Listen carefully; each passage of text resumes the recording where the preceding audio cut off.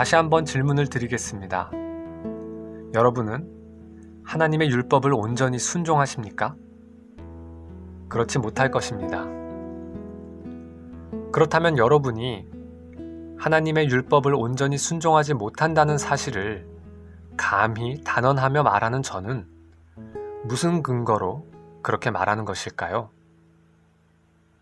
그것은 여러분이 결코 온전히 하나님의 율법을 순종하지 못한다는 것을 이미 하나님의 말씀인 성경이 증거하고 있기 때문입니다. 로마서 3장에 이런 말씀들이 기록되어 있습니다.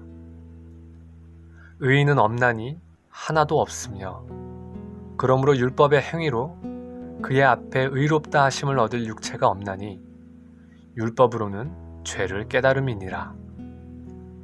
모든 사람이 죄를 범하였음에 하나님의 영광에 이르지 못하더니. 사람들은 하나님의 율법을 온전히 지키기는 고사하고 그 율법 앞에서 자신들이 죄인이라고 정죄를 받을 뿐이며 겨우 자신의 죄가 무엇인지를 깨달을 따름입니다. 또 요한일서 1장에 이르기를 만일 우리가 죄가 없다고 말하면 스스로 속이고 또 진리가 우리 속에 있지 아니할 것이요 만일 우리가 범죄하지 아니하였다 하면 하나님을 거짓말하는 이로 만드는 것이니 또한 그의 말씀이 우리 속에 있지 아니하니라. 어떤 사람이 결코 나는 그렇지 않다. 나는 죄인이 아니다. 나는 하나님께 죄인으로 정죄를 받고 죄로 인하여 비참한 죄의 형벌을 받을 만한 죄를 범한 자가 아니라고 항변을 할지 모릅니다. 방금 살펴보았던 성경은 말하기를 그러한 항변은 억지이며 하나님을 오히려 거짓말하는 자로 만드는 것이니 그 자체가 또한 죄일 따름이며 그가 죄인임을 말해주는 또 하나의 결정적인 증거일 따름이라고 깨우쳐 줍니다. 왜 인간이 하나님의 율법 앞에서 죄인일 수밖에 없는지 그 까닭을 아십니까?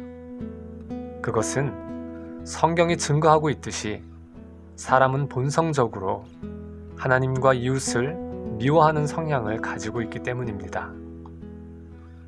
하나님께서는 저 오래전 노아라는 사람이 살던 때에 사람의 죄악이 세상에 가득함과 그의 마음으로 생각하는 모든 계획이 항상 악할 뿐임을 보셨습니다.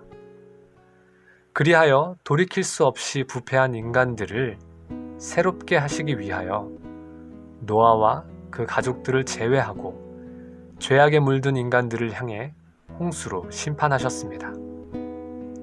그러나 그 후에도 인간의 본성은 여전히 악에 물들어 있습니다.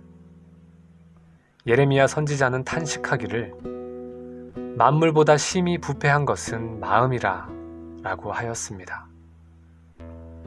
하나님께서는 구스인이 그 피부를 표범이 그 반점을 바꿀 수 있겠는가?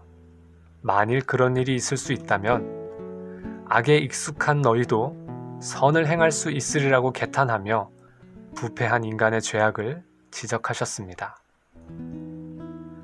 인간은 죄의 정욕에 따라 생각하고 말하며 본질상 하나님의 진노를 일으키는 자들일 뿐이라고 사도 바울을 통하여 단호히 지적하셨습니다. 우리는 자신이 스스로 기준을 정하여 죄가 없다고 우긴다고 해서 죄가 없는 것이 아닙니다.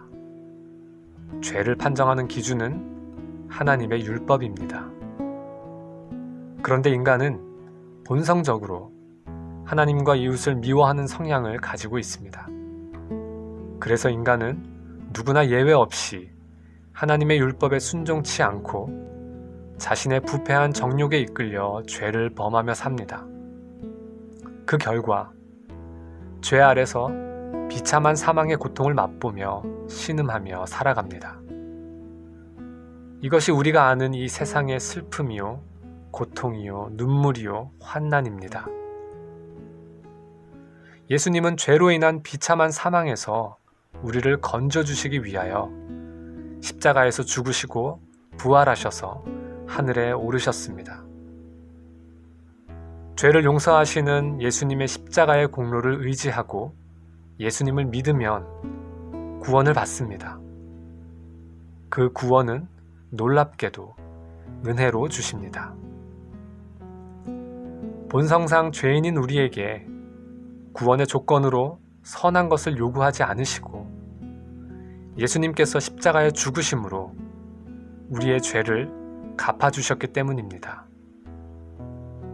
그래서 예수님을 믿으면 죄와 그로 인한 비참함에서 건짐을 받습니다. 하나님의 자녀가 되는 것입니다.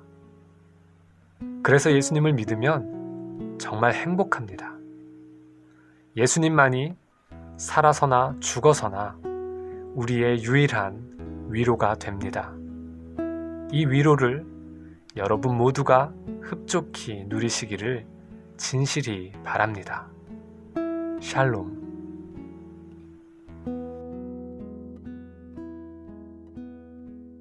나는